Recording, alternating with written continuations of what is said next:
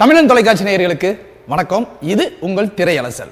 இந்த வாரம் திரையலசல்ல நம்ம முதல்ல பார்க்க போற படம் கேசி கிரியேஷன்ஸ் உடைய தயாரிப்புல இயக்குனர் பொலிகரையான் இயக்கத்துல புதுமுகங்கள்லாம் நடிச்சு வெளியாயிருக்க நானும் ஒரு அழகி. இந்த படத்தோடைய கதை என்ன அப்படின்னு பார்க்கறதுக்கு முன்னாடி முதல்ல படத்தோடைய ட்ரெய்லரை பார்த்துடலாம். ஓகேவா? ஸோ இப்போ ட்ரெய்லர் பார்த்தோம். அந்த ட்ரெய்லர்லேயே நமக்கு நிறைய விஷயங்கள் தெரிஞ்சிருக்கும். என்னென்னா இந்த படம் எந்த ஒரு விஷயத்தை பேச வருது, குறிப்பாக பெண்ணியத்தை பற்றி பேச வருதோ அப்படிங்கிற ஒரு தாட்டில் வரும். சரி, ஓகே, இப்போ கதைக்குள்ளே வரும். கதைப்படி ஹீரோ வேலை தேடிக்கிட்டே இருக்காரு. ஆனால் திருநெல்வேலி மாவட்டம் சேரன் மகாதேவி அப்படிங்கிற ஒரு சின்ன ஊரில் இருக்கவங்கள சிலம்பம் கற்றுக் கொடுத்துட்ருக்காரு. அதே மாதிரி டியூஷன் எடுத்து கற்றுக் கொடுத்துருக்காரு. அவங்களுடைய அத்தை பொண்ணுக்கு காலேஜில் படிக்கும்போது படிப்பு சுத்தமாகவே ஏற மாட்டேங்குது. ஊரில் எல்லாருமே கிண்டல் கேலிக்கு உள்ளாகிறாங்க. அதனால் அந்த பொண்ணை இங்கே சேர்த்துடுறாங்க. படிக்க சேர்க்கும்போது டியூஷனில் அவங்களுக்கு ஹெசிடேட் ஆகுது. ஏன்னா மாமாட்ட போய் எப்படி படிக்கிறது அப்படின்னு சொல்லிட்டு. ஆனால் அவர் சொல்லிக் கொடுத்து எப்படியோ அவங்க காலேஜில் டாப்பராக வந்துடுறாங்க. அவங்க நியூஸ் பேப்பர்லேயும் அவங்க பேர் வந்துடுது. ஸோ அவங்க பேர் வந்ததுனால ஊரெலாம் பாராட்டுறாங்க. இவங்களுக்கு அவங்க மாமா மேலே ஒரு சின்னதாக மெல்லிய காதல் வருது. ஸோ இந்த காதல் வரும்போது இவங்க கிட்ட சொல்லலாம் அப்படின்னு ட்ரை பண்ணிக்கிட்டு இருக்கும்போது அது வரைக்கும் வெளியூரில் வேலை தேடிக்கிட்டு இருக்க அவங்க மாமா திடீர்னு வெளியூருக்கு பிரயாணம் ஆயிடுறாரு.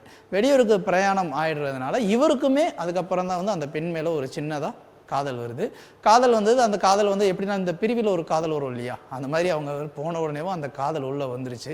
ஆனாலும் ஒரு பிரிவோடு இருக்கார். திருப்பி ஊருக்கு பார்க்கும்போது பார்த்தீங்கன்னா இவங்களுடைய அந்த அத்தை பெண்ணுக்கு கல்யாணம் ஆகிடுச்சு. இவர் பார்த்து ஷாக் ஆகிடுறாரு. சரி, இவ்வளோதான் வாழ்க்கை அப்படின்னு சொல்லிட்டு போயிட்டு இருக்கும்போது காலகட்டங்கள் உருண்டு ஓடும்போது அவருடைய கணவர் இவங்க பெண்ணை அடிச்சுக்கிட்டே இருக்காங்க, மலடி அப்படின்னு திட்டிக்கிட்டே இருக்காங்க. ஸோ ரொம்ப கஷ்டத்துக்குள்ளாகி இருக்கும்போது எல்லாமே இல்லாமல் இருக்கும்போது எதேச்சியாக அவங்க மாமாவை இந்த பெண் அந்த ஒரு பஸ்ஸில் பார்க்குறாங்க. பக்கத்து சீட்டில் உட்கார வைக்கிறாங்க. அப்போ இவங்க சொல்லி அழுகிறாங்க.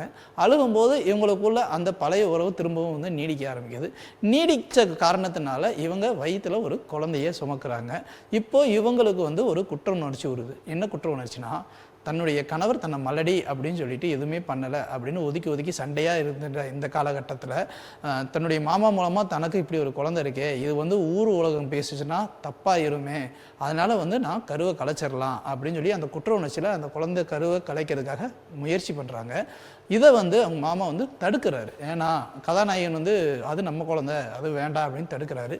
இப்போது இவங்க கதாநாயகன் பேச்சை கேட்டு இந்த குழந்தைய சிசுவை அழிச்சாங்களா இல்லையா அப்படிங்கிற அந்த ஒரு விஷயமும், இதே மாதிரி இந்த ஊருக்குள்ளே பேசுகிற அந்த கணவருக்கும் இவங்களுக்கும் இருக்கிற அந்த பிரச்சனை என்ன அப்படிங்கிறத சொல்கிறத படம் தான் நானும் ஒரு அழகி அப்படிங்கிற படத்துடைய ஒட்டுமொத்த கதையுமேவும். இது ஒரு நல்ல கதை, அருமையான கதை.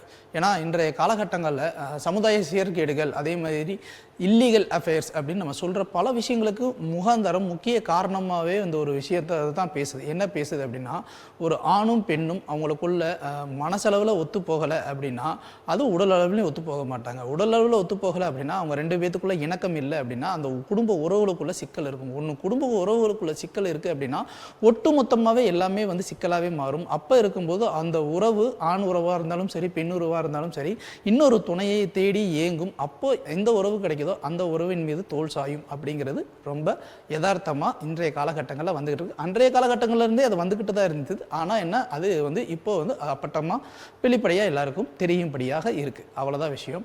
ஆனால் இதற்கு காரணம் எங்கன்னா மனசு ஒத்து போகலை அப்படிங்கிற அந்த ஒரு விஷயத்தை தான் இயக்குனர் முக்கியமாக எடுத்து கையாண்டு பேசியிருக்காரு. அது ஒரு கிராமத்து பின்னணியில் ஒரு அழகான வாழ்வியலை பற்றி ஒரு விஷயத்தை பேசியிருக்காரு. கரெக்ட், இது எல்லாமே கரெக்டு. ஆனால் இந்த படத்துடைய ஹீரோ நடிப்பில் ஒரு மெருகேறி இருக்கணும். அதே மாதிரி ஹீரோயின் அவங்க நடிப்பில் ஒரு வாழ்வியலாக கொடுத்துருக்காங்க. அதே மாதிரி அந்த ஹீரோயினுடைய ஹஸ்பண்டாக ஒருத்தர் அவர் வில்லன் லுக்குக்கு அவ்வளோ ஆப்டாக பொருந்திருக்காரு. படத்தை ஒரு 2.5 மணி நேரமாக எடுத்திருக்காங்க. அவ்வளோ ஸ்லோவாக எடுக்கணும் அப்படிங்கிற அவசியம் கிடையாது. அதை கொஞ்சம் குறைச்சிருந்துருக்கலாம். படத்தை இன்னும் கொஞ்சம் விறுவிறுப்பாக்கி இருந்திருக்கலாம். இந்த கதையை என்ன சொல்ல வருதோ அந்த சொல்கிற விஷயங்களை பற்றி மட்டும் எடுத்துக்கலாம். தேவையில்லாமல் அங்கே இங்கேன்னு சொல்லிட்டு கொஞ்சம் சந்து முந்தலாம் போகாமல் ஸ்ட்ரைட்டாக வண்டியை விட்டுருந்துருக்கலாம். அதுவுமே இன்னும் கொஞ்சம் நல்லா இருந்திருக்கும். இந்த படத்துக்காக இவர் இந்த கதையே இன்னும் ரீமாடிஃபை பண்ணி வேற ஒரு படத்துக்கு திரைக்கதையை எடுத்து பண்ணாருனாலுமே கூட இந்த படம் ஓடும். காரணம் என்ன அப்படின்னா, ஒரு குற்ற உணர்ச்சியால் எல்லாருக்குமே ஒரு குற்ற உணர்ச்சி இருக்கும். ஒரு மனிதன் இறக்கும்போது அவனுக்குள்ள எந்த ஒரு குற்ற உணர்ச்சி இருக்கக்கூடாது அப்படிங்கிறதான் அவன் பெற்ற மிகப்பெரிய வரம்னே நிறைய பேர் சொல்லிடுறாங்க. அப்படி இருக்கும்போது ஒரு மனிதன் சாகும் தருவாயில் குற்ற உணர்ச்சி இல்லாமல் இருப்பானா அப்படிங்கிறது ஒரு முக்கியமான கேள்விக்குறியாக இருக்குது. காரணம் என்னென்னா, அவன் செய்த நல்வினை தீவினை எல்லாமே சுற்றி சுற்றி அவனை வந்து ஆக்கிரமிச்சுக்கிட்டே இருக்கும் அப்படின்னு சொல்லுவாங்க. ஸோ ஒரு பெண் தன்னுடைய குற்ற உணர்ச்சியால் தன் வயிற்றில் வளர்கிற ஒரு சிசுவை வந்து அழிக்க முற்படுறா. அப்போது அந்த குற்ற உணர்ச்சி எப்படி ஒரு விஷயத்தை பற்றி பேசணும், அதை வந்து எப்படி எடுத்திருந்திருக்கலாம். ஆனால் அந்த மாதிரி எந்த ஒரு விஷயத்தையுமே எடுக்காமல் விட்டது தான் இந்த படத்துடைய ஒரு மிகப்பெரிய குறை. படத்தை வந்து ரொம்ப யதார்த்தமாக எடுத்திருக்காங்க, அது பாராட்டுகள். பட் யதார்த்தம் அப்படிங்கிறது வந்து நம்மளுடைய பொறுமையை சோதிக்கிற அளவுக்கு இருக்கக்கூடாதுங்கிறது தான் உண்மையான யதார்த்தம். ஒரு யதார்த்தம் நம்ம பார்க்கும்போது நமக்குள்ளே வந்து வேறு எந்த தாட்டும் வரக்கூடாது, அதுதான் யதார்த்தம். அப்படி வந்துருச்சு அப்படின்னா அது பொறுமையை சோதிக்குது அப்படின்னு அர்த்தம். ஸோ இயக்குனர் இதில் இன்னும் கொஞ்சம் நேர்த்தியையும் கவனத்தையும் கொடுத்துருக்கலாம். மற்றபடி டெக்னிக்கலாக இந்த படத்துக்கு இன்னும் கொஞ்சம் இம்ப்ரூவ்மெண்ட் கொடுத்துருக்கலாம்.